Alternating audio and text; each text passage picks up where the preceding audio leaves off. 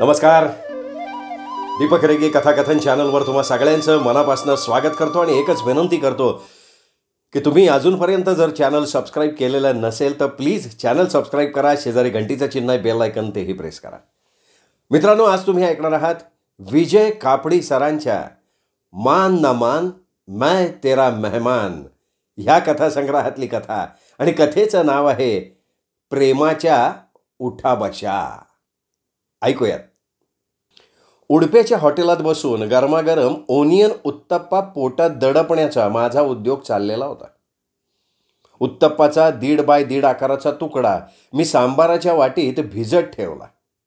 नंतर चमच्याने तो अलगद वर उचलून त्याला चटणीत चांगलाच बुडवला आणि ते मिश्रण मग मी उघड्या तोंडाच्या दिशेने रवाना केलं. वा वा, बहुत अच्छे, अशी मनातल्या मनात दाद देत मी माझ्या नकळत डोळे मिटले.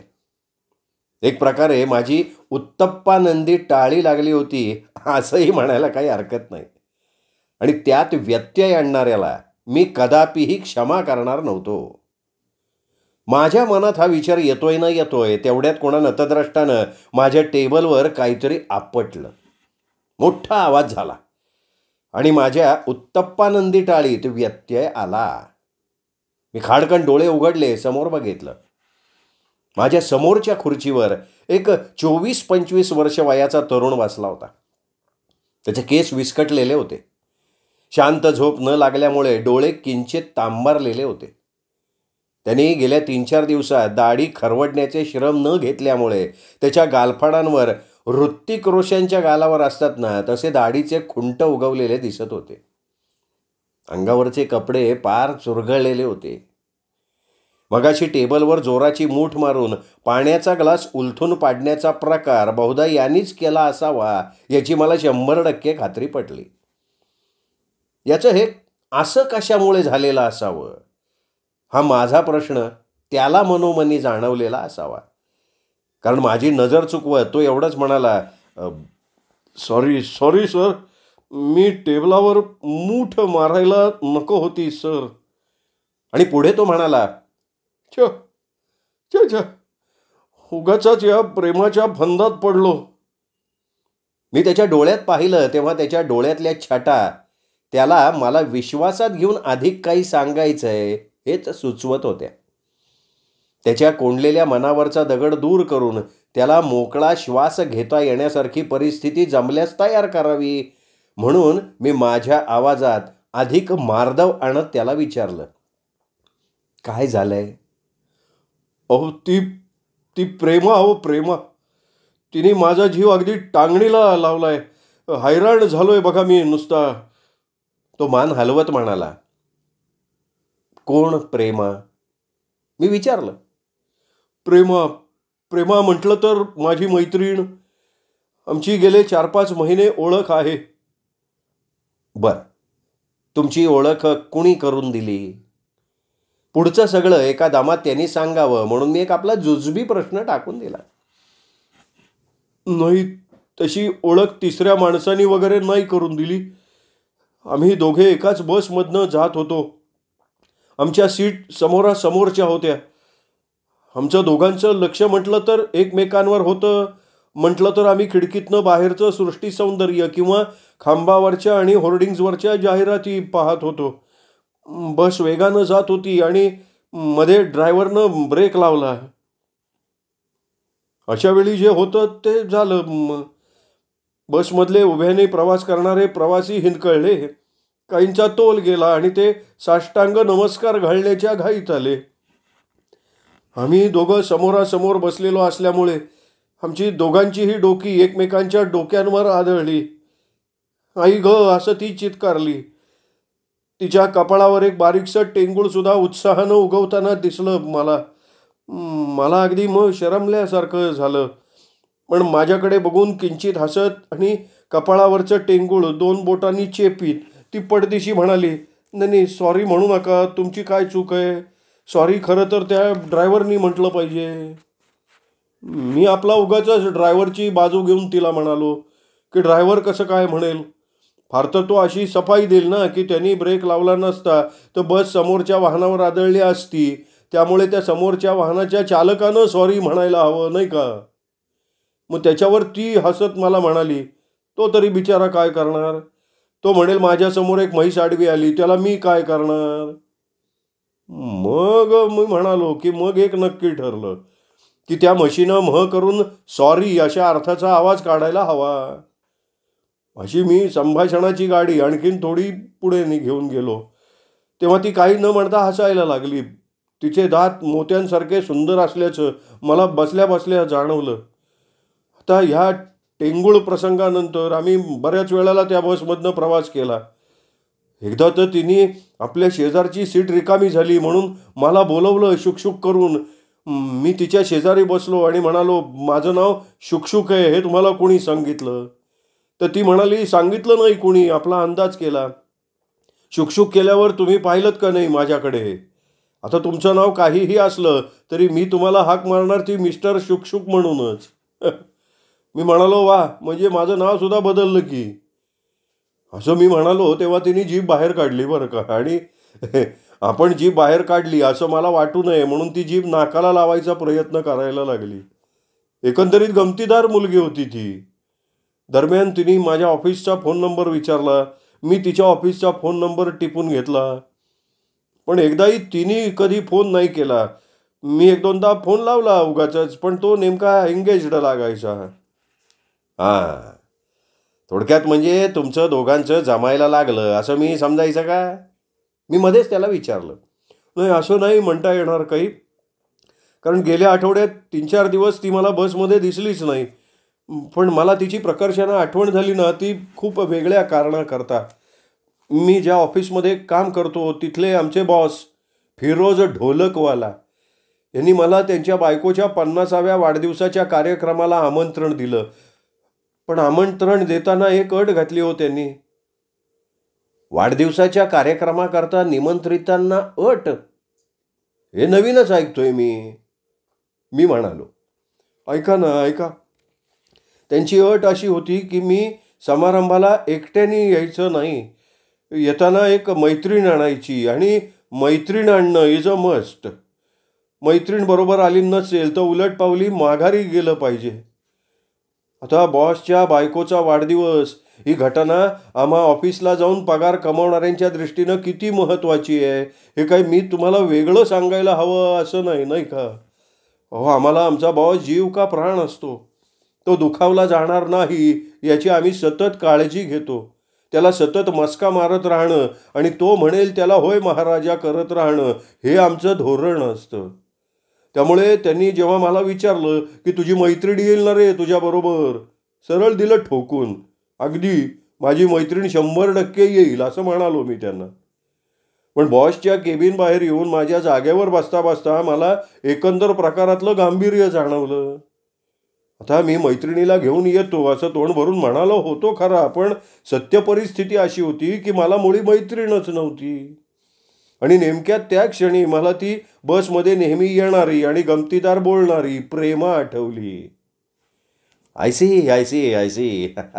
म्हणजे प्रेमाला सोबत घेऊन जायचं तुम्ही ठरवलं. हां, ती तयार झाली का यायला? तिथेच तर आला ना सगळा वांदा. कारण ती मला कुठेही दिसत नव्हती. तिने दिलेला फोन नंबर सारखा एंगेज्ड लागत होता आणि ढोलकवाल्याच्या बायकोचा वाढदिवस अगदी तोंडाजवळ येऊन ठेपला होता. अशी अगदी म्हणजे बिकट का काय म्हणतात ना तशी परिस्थिती निर्माण झाली होती हो. हां, पण परवाच्या शनिवारी बँडस्टँडजवळ ती मला अचानक दिसली बरं का. चला चला, म्हणजे तुमचं काम तर झालं ना. हो, ऐका ना खरं, ऐका की. ती तशी अचानक दिसल्यावर मला खूप आनंद झाला. मी चढदिशी तिच्या पुढे गेलो, म्हणालो, हॅलो. मग ती पण मला म्हणाली, हॅलो मिस्टर शुकशुक. तेव्हा ना मला अगदी आतल्या आत गुदगुल्या झाल्या बरं का. मी मोठा धीर एकवटून म्हणालो, जरा फिरायचं का किनाऱ्यावर? खरं म्हणजे हे मी तिला विचारलं तेव्हा माझ्या काळजात बागबुक होत होतं. पण तिने अधिक वेळ न घेता चढदिशी होकार दिला बरं का मला. एक गोष्ट तिच्या बाबतीत लक्षात आली आणि ती म्हणजे कुठल्याही प्रसंगी चटदिशी निर्णय घेण्याची क्षमता तिच्यात होती. उगाच आपलं आळमटळम नाही तिच्याकडे. तिने होकार दिल्यावर माझ्या काळजातली धडधड आणखीनच वाढली की हो. कारण आज तागायत मी कुठल्याही तरुणीबरोबर असा समुद्र किनाऱ्यावर वगैरे फिरलोच नव्हतो. प्रेमा ही माझ्या आयुष्यात आलेली पहिली तरुणी होती. आता काहीतरी विषय काढून बोलणं सुरू करायला हवं होतं आणि बोलता बोलता माझा तो प्रस्ताव की माझ्याबरोबर मैत्रीण म्हणून याल का, तो तिच्या समोर मांडायचा होता. मग आमचं आपापसातलं बोलणं सुरू झालं. सुरुवात तिनेच केली. काय विषय होता? हां, प्लॅस्टिकच्या पिशव्या. ती प्लॅस्टिकच्या पिशव्यांवर बोलत राहिली. मी तिच्या शेजारी चालत राहिलो. तिचं ते प्लॅस्टिकच्या पिशव्यांवरचं बोलणं संपलं की मी बॉसच्या वाढदिवसाचा विषय सुरू करणार होतो, पण मला तशी संधीच मिळाली नाही. कारण अचानक काय काय काय काय झालं काय अचानक? मी किंचित काळजीच्या सुरात विचारलं. अचानक कुठून तरी पोलिसांचा ताफाच आला आणि त्यांनी धरपकड सुरू केली. किनाऱ्याजवळच्या भिंतीशी एकमेकांना खेटून बसलेल्या जोडप्यांना तर त्यांनी पकडलंच, पण तिथे नुसत्याच फिरणाऱ्या जोडप्यांना सुद्धा पकडलं आणि त्यात आमचा नंबर लागला की हो. अरे बापरे, तुम्हा दोघांनाही पकडलं? पण सगळ्या जोडप्यांना त्यांनी का बरं पकडलं? मी आश्चर्याने विचारलं. सुरुवातीला ना आम्हालाच नाही तर कोणालाच काही कळलं नाही हो. चौकीवर नेल्यानंतर मात्र आम्हाला उलगडा झाला. चौकीवर? पोलीस चौकीवर?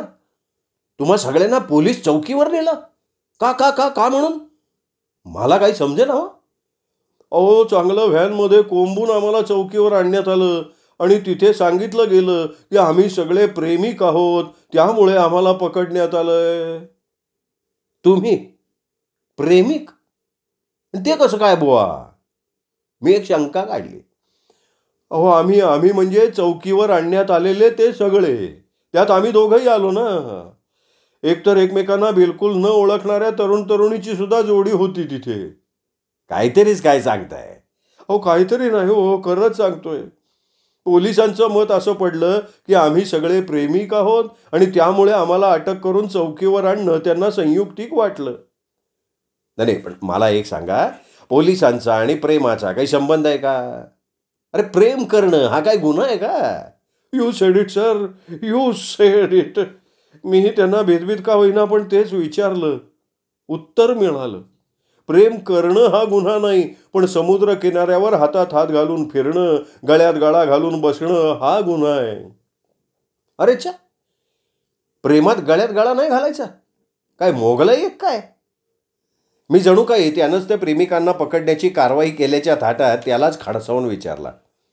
तिथे अधिक चौकशी केल्यावर समजलं ते असं की त्या समुद्र किनाऱ्यावर अनेक प्रेमिकांच्या जोड्या बसलेल्या असतात. त्यांचे चाळे, श्रीमंत घरातली मुलं हातातली कामं सोडून टक लावून बघतात. त्यामुळे त्यांच्या कोवळ्या मनावर परिणाम होतो. अरे पण ही कोवळ्या मनाची मुलं प्रेमिकांना पाहतातच का मुळी?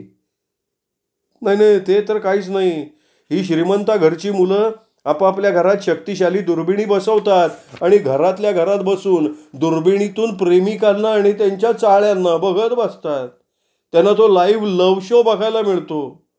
आता तो बघून आपली मुलं बिघडू नयेत म्हणून त्या श्रीमंतांनी पोलिसात तक्रार केली आणि पोलिसांनी ताबडतोब कारवाई करून प्रेमिकांना चौकीवर आणलं. हा जो प्रकार तुम्ही मला सांगतात ना, तो जर खरा असेल तर मला जग पुढे चाललंय का मागे तेच कळेन असं झालंय. माझ्या तरुणपणी सुद्धा असे प्रकार चालायचे. मला आठवत आहे ना, चौपाटी जवळच्या एका कॉलेजात आम्ही शिकत होतो. त्यावेळी सायन्स शिकणाऱ्या विद्यार्थ्यांचं प्रयोगशाळेत हेच प्रयोग चालायचे. तिथल्या सगळ्या दुर्बिणी ज्या आकाशातल्या ताऱ्यांना बघण्यासाठी ठेवलेल्या असतात ना, त्या सगळ्या चौपाटीच्या दिशेनं रोखल्या जायच्या आणि त्यावेळीची मुलं म्हणजे आजच्या मुलांचे काही आईबाप चौपाटीवरच्या त्या प्रेमिकांचे चाळे न्याहाळत बसायचे. काही दिवसांनी इतर मुलांना ते समजलं. मग काय, प्रयोगशाळेत प्रयोग करणाऱ्या मुलांची तोबा गर्दी उसळली. त्यात आर्ट साईडकडची सुद्धा मुलं धावली. हा प्रकार आमच्या डेमॉन्स्ट्रेटरला आधी कळला, मग प्राध्यापकांना, नंतर प्रिन्सिपॉल साहेबांना. पण पोलिसांकडे कधी कोणी तक्रार केली नाही की चौपाटीवरच्या प्रेमिकांपैकी कोणाला अटक झाली नाही. आणि आता 24-25 वर्षांनंतर तुम्ही सांगताय की प्रेमिकांना अटक झाली. आता सांगा, पोलिसांनी तुम्हाला सोडलं ना? काय पार्थभार तुम्हाला समज दिली असेल? नाही हो. विलक्षण काकुळतीला येऊन तो म्हणाला, आम्हाला शिक्षा ठोठावण्यात आली प्रत्येक प्रेमिकाला उठाबशा काढाव्या लागल्या. उठाबशा? मी आश्चर्यानं उडालो. हो ना, उठाबशा. व्यायामशाळेत मांड्यांचे स्नायू बळकट व्हावेत म्हणून आपण उठाबशांचा व्यायाम करतो ना, तसल्या उठाबशा. आणि त्यासुद्धा साध्या सुध्या उठाबशा नाहीत बरं का. हो, चक्क डावा कान उजव्या हाताने आणि उजवा कान डाव्या हाताने पकडून उठाबशा. प्रत्येकी 10-10 उठाबशा. तुम्ही काढल्यात का काय? मी शंका काढली. काय करणार सांगा ना. सगळ्यांच्या बरोबर आम्ही दोघांनी सुद्धा उठाबशा काढल्या. त्यात सुद्धा एक शिस्त होती बरं का. मी प्रेमाच्या समोर उभं राहून 10 उठाबशा काढल्या. त्यानंतर प्रेमानं माझ्यासमोर उभं राहून 10 उठाबशा काढल्या. जितक्या म्हणून प्रेमिकांना तिथे आणण्यात आलं होतं त्या सर्वांना एकमेकांच्या साक्षीनं उठाबशा काढाव्या लागल्या. त्यात एक जण पोलीसवाला होता, पण तो सुटला. पोलीसवाला प्रेमिक? हो. तो साध्या बिगरवर्दीच्या कपड्यात आपल्या प्रेयसीला घेऊन समुद्र किनाऱ्यावर आला होता. पोलीस असला म्हणून काय झालं, प्रेमिक होता ना तो. त्यामुळे त्याची पाळी आली की त्यांनी तिथल्या उठाबशांची देखरेख करणाऱ्या इन्स्पेक्टरला कडकडीत सलाम ठोकला आणि आपण पोलीस असल्याची ओळख पटवली. त्यामुळे तो सुटला. तो सुटल्यामुळे त्याच्याबरोबरची त्याची प्रेयसी सुटली. कारण ती अख्ख्या पोलीस डिपार्टमेंटची भावी सून ना. उठाबशा न काढता दोघंही सुटली म्हणजे काय, तिथून ती दोघं निघाली. च्या मारी, इथं पार्शलिटी झाली की. तशी आणखीन 2-4 जोडपी सुद्धा सुटली बरं का. एक जण नगरसेविकाची नातेवाईक होती. त्या नगरसेविकाचं नाव सांगून ती सुटली. पण तिच्याबरोबरच्या तरुणाला मात्र उठाबशा काढाव्या लागल्या. एक जण कुठल्या तरी गुत्त्याच्या मालकाचा मेहोणा होता, त्यामुळे तो सुटला. एकानं कुठल्या तरी मंत्र्याच्या निवडणुकीत मतं मिळवण्याच्या बाबतीत मदत केली होती, त्यामुळे त्यांनी मंत्री महोदयांशी फोनवरनं संपर्क साधला. अर्थातच तो ताठमानेनं आपल्या प्रियेला घेऊन तिथनं सटकला. एक बाई गरोदर होती. तिच्याकडे बघून पोलिसांनी तिला उठाबशा न काढायची परमिशन दिली. पण तिच्या नवऱ्याला त्यामुळे 20 उठाबशा काढायला लावल्या बरं का. त्यामुळे त्याच्या पोटऱ्यात आले गोळे. शेवटी तो अगदी कोलमडून पडायच्या घाईत आला बरं का. पण गरोदर बाईला उठाबशा काढायला लागल्या नाहीत, हे फार चांगलं झालं. तसे आपले पोलीस कनवाळू असतात बरं का. पण पॉलिटिकल प्रेशरमुळे त्यांचं काही चालत नाही हो. तुम्हाला सांगतो ना, या राजकारण्यांनी आपल्या देशाचं वाटोळं केलं आहे. मी पोलिसांना चांगलं सर्टिफिकेट देऊन राजकारण्यांवर घसरलो आणि काहीतरी महत्त्वाचं आठवल्यागत म्हणालो. तुमचा कोणी नव्हता वाटतं ओळखीचा किंवा नात्यातला? नाही ना, नाही, मला कोणीच नाही. मला मैत्रीण सुद्धा नाही. एकमेव मैत्रीण म्हणून जिला समजत होतो तिने सुद्धा माझ्याकडे पाठ फिरवली. पुढे सांगा. त्याला अधिक भावविवश होण्याची संधी न देता मी फरमावलं. पुढे काय सांगणार, कपाळ. अहो, मला आणि प्रेमाला उठाबशा काढाव्या लागल्या आणि तेवढ्या क्षुल्लक कारणावरनं ती माझ्याशी भांडली, चक्क भडकली माझ्यावर. उठाबशांचा कार्यक्रम संपल्यानंतर आम्हा सगळ्यांना सोडण्यात आलं. तेव्हा चौकी बाहेर येताच ती खेकसली माझ्या अंगावर. मला म्हणाली, आपण दोघं प्रेमिक आहोत का? तुम्हाला त्यांना एवढी साधी गोष्ट सांगता येऊ नये? निदान कुठली तरी थाप मारायची. तुमच्यात पोलिसांना चकवण्याचे गट्स नाहीत आणि काहीतरी बनवाबनवी करून तिथून उठाबशा न काढता बाहेर पडायला जे कल्पना चातुर्य लागतं ते तुमच्यात अजिबात नाही आहे. आणि एवढं बोलून झाल्यावर तिने मला खडसावलं. हो, आता यापुढे मला भेटू नका, मला तुमच्यात इंटरेस्ट नाही आहे. आणि पाठ फिरून ती तरा चालायला लागली. माझ्या नुकत्याच जन्मलेल्या प्रेम या नावाच्या अर्भकाला नख लागलं. हो, सगळं संपलं बघा आता. त्याचे डोळेच एकदम भरून आले. नाही, पण तुमचं तिच्यावर प्रेम होतं का? सगळं रामायण ऐकून सुद्धा मला हा प्रश्न का विचारावासा वाटला कोण जाणे. म्हटलं तर होतं. बसमध्ये 6 महिन्यांपूर्वी आमची डोकी आपटली आणि तेव्हा तिच्या कपाळावर टेंगूळ उगवलं आणि माझ्या हृदयात प्रेम उगवलं. ते कसं व्यक्त करायचं, यात मधले 5-6 महिने गेले. त्यातच निघाली मैत्रिणीला आणण्याची ढोलकीवाल्याची अट. त्यामुळे तिला तिथे न्यायचं आणि एखादी सुसंधी साधून प्रेम व्यक्त करून मोकळं व्हायचं असं मी ठरवलं होतं. सगळं ओमफास झालं. ठीक आहे, सगळ्यांच्याच प्रेमाला साथ मिळते असं नाही, असं ज्येष्ठ मंडळी सांगतातच. पण आता मैत्रिणीचं काय? आता 2 दिवसांवर तो वाढदिवसाचा कार्यक्रम आलाय, ऐनवेळी मैत्रीण आणू कुठून हो? आणि एवढं सांगून चिमणी एवढ्याला तोंड करून तो बघायला लागला. पुढच्या क्षणी पुढ्यातला पाण्याचा ग्लास उचलून त्यांनी तो तोंडाला लावला. एका दमात सगळं पाणी पिऊन त्यांनी ग्लास आपटला. यावेळी मात्र ग्लासाचे तुकडे झाले. वेटर धावत आला. गल्ल्यावरचा मालक आमच्याकडे संशयानं बघायला लागला. दरम्यान वेटर आमच्या टेबलापाशी पोहोचला तेव्हा तो वेटरला म्हणाला, मी नुकसान भरपाई देईन बरं का, ग्लासच हवा असेल ना तर तो सुद्धा आणून देईन. आणि माझी नजर चुकवत तो दुसरीकडे बघायला लागला. खरं म्हणजे मला त्याची दया आली. माझा स्वभावच तसा आहे. कोणाचं प्रेम विस्कटलेलं मला बघवत नाही. कथा कादंबऱ्या सिनेमात आणि प्रत्यक्षात सुद्धा प्रेमाचा विजय व्हावा आणि प्रेमीजनांचं मिलन व्हावं असंच मला वाटतं. त्याच्या ढासळलेल्या प्रेमाच्या बुरजाला थोडा गिलावा द्यावा याकरता काय करायचं याचा मी विचार करत असताना तो पुढे बोलायला लागला. अहो, आमच्या ढोलकवाल्याशी तिची ओळख कशी करून द्यायची याची रिहर्सल सुद्धा मी केली होती. मी ITत म्हणणार होतो, sir meet my friend, she is really a friend in need, miss Prema Vasudev Malkarnekar. काय आहे, आमच्या ढोलकवाल्याला ना नेहमी संपूर्ण नाव हवं असतं. चालू फॅशनप्रमाणे केवळ पहिलं नाव सांगितलं तर तो लगेच गुरगुरतो, आई बाप नाही आहेत का रे, बापाचं नाव सांगायला शरम वाटते का, संपूर्ण नाव सांग की. आणि काय काय काय एक मिनिट, तुम्ही काय नाव काय म्हणालात तुमच्या त्या मैत्रिणीचं? मी पराकोटीच्या उत्सुकतेनं विचारलं. प्रेमा वासुदेव मळकर्णेकर, तो म्हणाला. प्रेमाचं संपूर्ण नाव ऐकल्यावर मी उडालो. कसलंही सोयरसूतक नसल्यासारखं शुष्क आवाजात त्याने आपल्या प्रेमिकेचं नाव सांगितलं होतं. प्रेमिकेचं नाव असं का सांगायचं असतं? त्याला त्याबद्दल 4 शब्द सांगितलेच पाहिजेत म्हणून मी विचारलं, आणि तुमचं नाव? मी मोहन नाडकर्णी, मोहन बळवंत नाडकर्णी माझं पूर्ण नाव, तो त्याच शुष्क आणि निर्जीव आवाजात म्हणाला. तेव्हा त्याच्या डोळ्यात बघत मी म्हणालो, nice to meet you mister Mohan Nadkarni. I am Vasudev Malkarnekar, तुमच्या प्रेमाचा बाप आहे मी. त्याबरोबर त्यांनी आश्चर्यानं एवढा मोठा आ वासला की त्याची पडझीप मला दिसली. तो उठून उभा राहू बघत असताना मी त्याचा हात हातात धरला, त्याला खाली बसवला आणि म्हणालो, प्लीज टेक इट इझी. प्रेमा माझीच मुलगी आहे. आता तिचं तुमच्यावर प्रेम आहे का नाही ते मला माहीत नाही, पण तुमची मैत्रीण म्हणून तुमचा बॉस ढोलकवाला याच्या बायकोच्या वाढदिवसाच्या समारंभाला ती तुमच्याबरोबर येईल याकरता मी तिची समजूत काढीन, ती काळजी करू नका. आणि वेटरकडे बघत मी जोरात ओरडलो, वेटर, 2 गरमागरम ओनियन उत्तप्पा लाव, बिल ये साहब देंगे. मित्रांनो, कथा आवडली असेल व्हिडिओ लाईक करा, मित्रपरिवारात नातेवाईकात शेअर करा आणि चॅनल सबस्क्राईब करायचं राहिलं असेल तर चॅनलही सबस्क्राईब करा. पुन्हा भेटूयात वेगळ्या लेखकाच्या वेगळ्या कथेसह पुन्हा एकदा. तोपर्यंत नमस्कार मित्र.